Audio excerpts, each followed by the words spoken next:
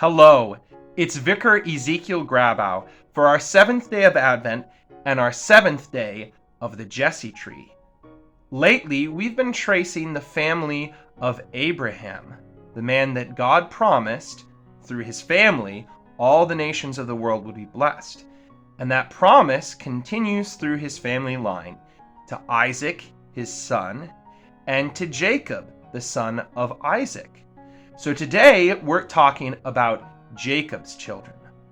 But along the way, we have to learn about how Jacob's name was changed.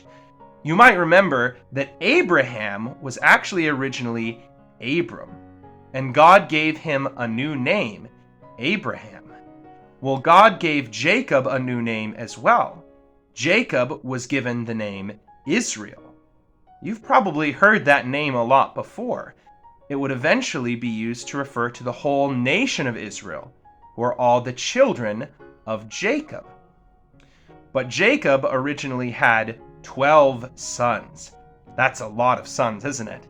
Well, those 12 sons would eventually become the 12 tribes of Israel. And it's through Judah, one of Jacob's sons, that the promise of Jesus, the Savior, would continue. But today we're actually not talking so much about Judah. We're talking more about Joseph. And the story of Joseph and what happened to him is a very long one. So we're going to tell a pretty short version of that story. But it's told all throughout the last few chapters of Genesis. And it's probably very familiar to you. Well, you probably know that Joseph was one of the favorite sons of Jacob.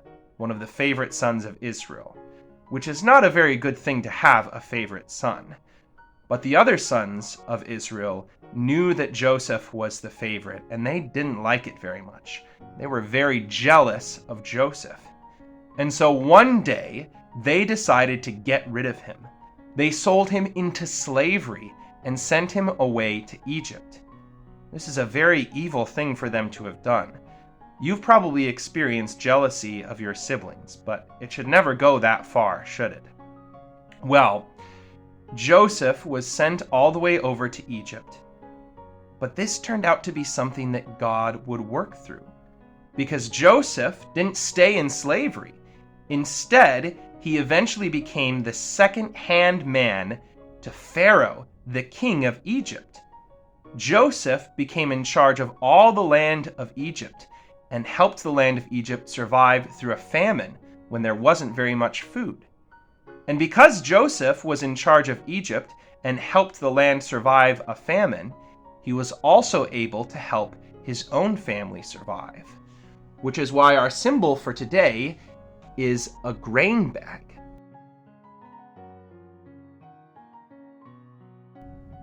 When Joseph's brothers, the sons of Israel, were in need, they went to Egypt looking for food, and they found Joseph there, and he provided grain for them. But as you might imagine, Joseph's brothers were worried that Joseph might take revenge on them because of the evil thing they did to him. They were especially afraid he might take revenge after their father died. This is from Genesis chapter 50.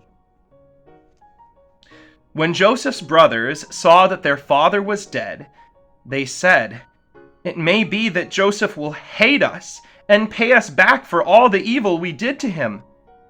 So they sent a message to Joseph, saying, "Your father gave this command before he died. Say this to Joseph, 'Please forgive the transgression of your brothers and their sin, because they did evil to you. And now, please forgive the transgression of the servants of the God of your father.'" Joseph wept when they spoke to him.